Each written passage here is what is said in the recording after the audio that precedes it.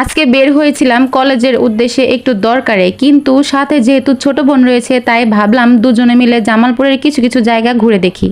আমি জামালপুরের মেয়ে হলে কি হবে, আমি কিন্তু জামালপুরের অনেক জায়গায় এখনো চিনি না। আমার চাইতে ভালো ও বেশি চিনে, কারণ ও ঘুরতে বেশি পছন্দ করে আর আমি বেশি একটা ঘুরতে পছন্দ করি না। আমি ছোট থেকে ঘরে থাকতে বেশি পছন্দ করি, যেহেতু এখন একটু ভিডিও বানাই তাই একটু বাইরে বের হই। আমার ছোট বোন আজকে আমাকে জামালপুরের এমন কিছু জায়গা দেখাবে যেখানে ভিডিও শুট করা বা ফটো শুট করার জন্য পারফেক্ট জায়গা।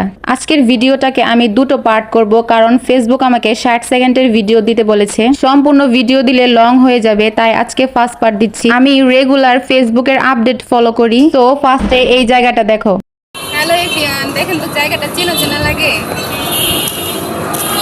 এখন কেউ নাই, একদম খালি।